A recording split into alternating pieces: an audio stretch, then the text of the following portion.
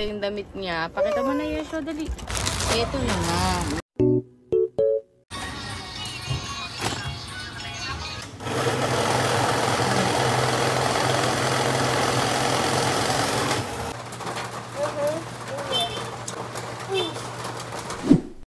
Good morning! Siguro nakikita nyo dito yung mandumi, yung sa loob na yan. Ito yung ginagamit ko para maging bago yung damit ng mga anak namin or damit ko. Kita mo yung mahimulmul na yan. Tapos ito sa side na to wala, diba? So ito yung lagi kong ginagamit para gumanda, mukhang bago yung damit ng mga uniform ng anak ko. Ito yung damit namin talagang. O ito, lapit ko sa'yo. Ito yung may himulmol. Ito yung wala. Tingnan mo. O, diba? Medyo makinis na yung sa taas. Ito yung ginagawa ko. So, pag puno na siya, no, punong-puno na talaga siya. Tsaka ako tinatapon. Ayan, nakikita nyo naman natatanggal siya. So, reusable to. Maraming beses nyo siyang magagamit. Wow! So, ayun nga. Pagkatapos niyan, ilalagay mo na siya, no. Ilalapat mo na siya. May malinig kang, ganun talaga. Very, very effective talaga to sa akin. Kahit nga yung mga branded na damit, nagaganto eh. So, ayun, nagagamit pa rin siya ng maayos. Namumukha pa rin siyang bago. Ito, ayan o. Sa iPhone charger adapter ko sinaksak. Ayan siya. USB yan. Ayan na. So, kita mo yung difference. Ito yung malinis. Ito yung madumi. Yung madumi talaga. Yung mulmol. So, dyan, yan yung pinadaanan ko na. Ang kinis niya na. Tapos, ito yung part na hindi. Talagang rough pa siya. Para makita nyo lang yung difference. Basta lahat na pinakikita ko ha, nasa comment section. Tapos, ayan na. Bagong-bago na itsura niya. No?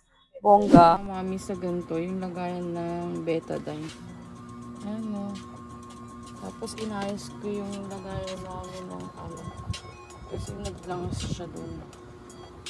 Di ba pwedeng palitan nila to? Packaging, dikit rin po. Ito yan na. Yung packaging ko.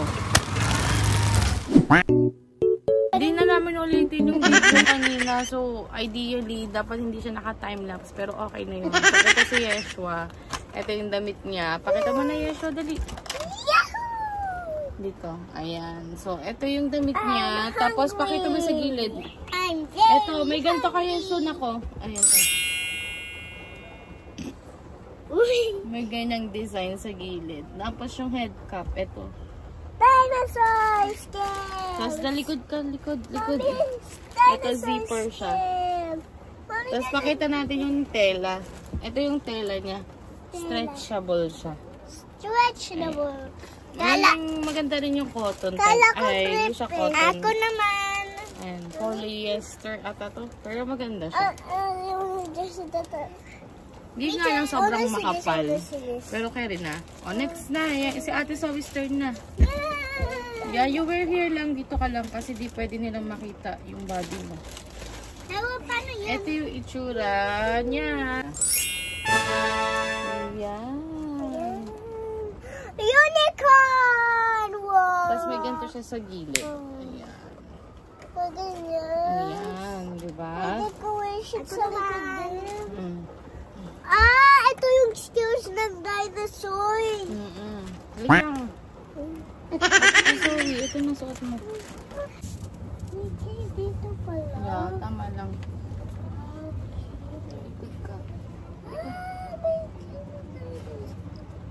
Ayan.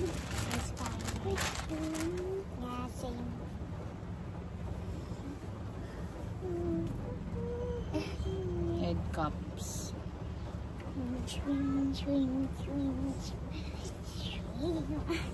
Ayan. Yeshwas, look at your Yeshwas. Ayan. Dalawa sila. Then, mag-send ka ng pictures with them. Picture sila. Wait lang. Good morning. So, papunta kami dito sa dati kong estudyante and bibilin ko yung mga units ng shop niya. And kailangan din kasi niya, nagbabalang si Daddy AJ mag-resign and may bala kaming gawin na business. Eto na kami sa shop niya dito sa Cavite. 5 units niya na gusto niyang benta. And isasarado na kasi. Baling ginagawa na lang namin is tinitingnan namin every units kung okay bago namin i-pick up. Ang estudyante ko, siya tsaka yung wife niya. Yung wife niya nasa bahay. So, ito yung shop nila. May mga bagay-bagay kasi talaga na medyo hindi pala sila, kailangan nilang surrender muna yung shop. And so, mag-focus sa work nila. And yun. And for us, welcome naman sa amin yung unit para i-take manage. Kaya, yun din. Win-win situation lang din talaga. Bali, unang pinick up natin is yung mga units. Then, susunod yung mga plywoods kasi hindi namin dala yung L300. So, ang ginawa namin is talagang kakatin namin yung lahat. Medyo sad siya, pero share ko na rin sa inyo. Pag may mga bagay na ganito na hindi talaga umukol yung gusto, it's a redirection from God talaga. So, yun na lang din yung iniisip. At sinasabi ko dun sa estudyante ko. Bali, kumain lang kami sa labas ng shop niya kasi hindi na namin gusto lumayos. Ayun, okay naman na lahat na paid na namin. Babalik na namin ka.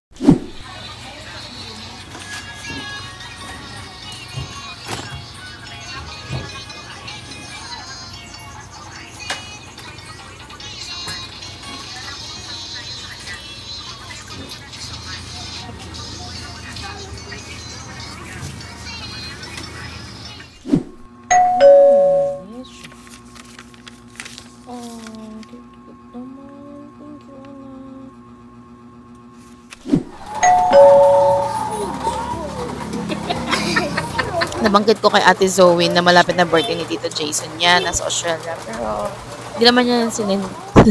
After nun na mabaha, liquidations of cash, kasi hindi kami nagsisave sa bank, sa insurance lang kami. Nag-aalala ako nito kasi hindi ko siya makontak. Pala siya dito sa ginagawa niya na project. Sa, Laguna. Electronics Mechanical Engineer si Daddy AJ. So, marami nag-reach out sa kanya na magpagawa ng mga thesis or consultation for the thesis. Kaya if you are a student also wanting to ask regarding on electronics mechanical for the thesis, you may reach Daddy AJ or ako na lang din. Kailangan ako parang hindi to 1,000 eh. Ha? Kasi dapat 1,000 to eh. 1 kilo na to.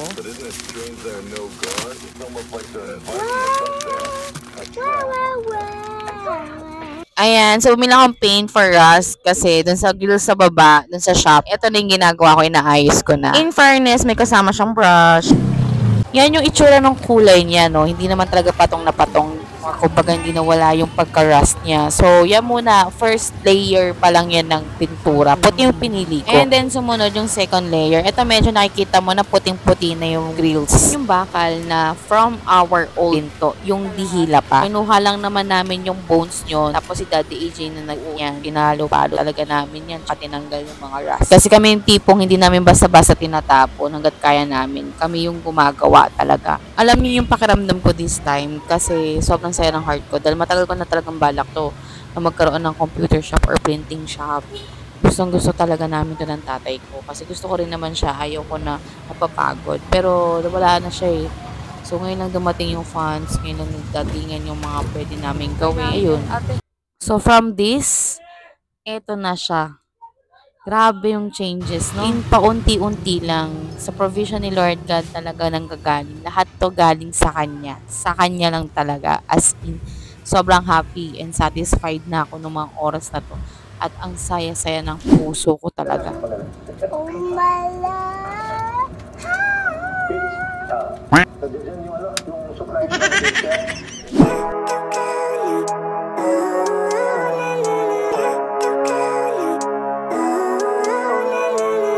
Living life every day.